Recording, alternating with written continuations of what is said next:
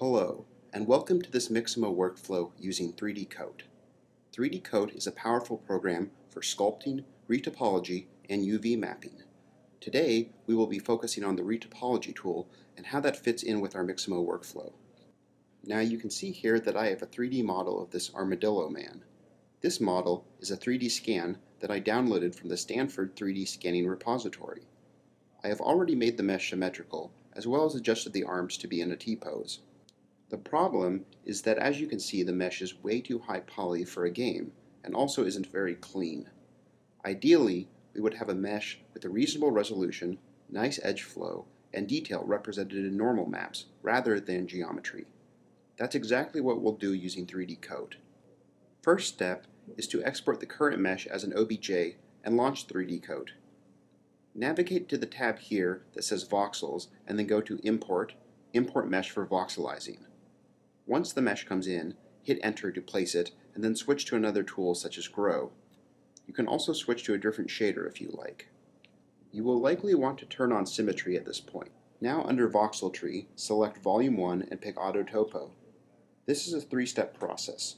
First, set your approximate poly count so that the new mesh is a resolution you want. Click OK. Next, you can paint areas that you anticipate needing more detail. You can see because the symmetry is on, you don't need to paint the other side. Once that is done, click Next and you will be able to begin drawing edge loops. This is a process that lets you define the edge flow of your character. Otherwise, the software will make its best guess. The more edge flow you define, the more accurate the final model will be.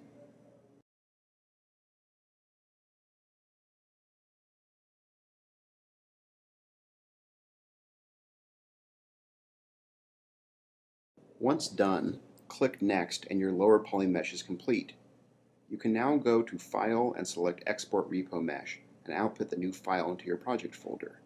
At this point, you would do UV layout, but we'll skip that for this tutorial. The next step is rigging the character. We will obviously be rigging the low poly version, so let's navigate to Mixamo. Go to the Upload Character page and click Upload. Select the low poly mesh and it will take you to the rigging screen. Place the markers, and in just seconds you will have a character rigged.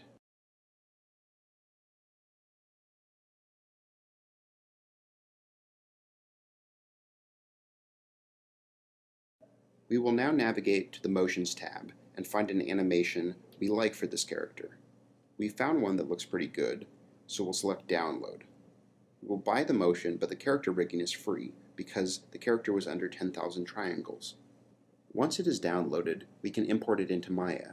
The skinning is very nice, but it wasn't quite sure what to do in the jaw area since this is such a weird character. No worry, we can always go and adjust weighting on auto-rigged characters. The last step here is to bake the original high-res mesh into the low-res mesh as normal maps. We will do this using the Transfer Maps feature. If you have never used this feature, it is good to know about for transferring detail into normal maps.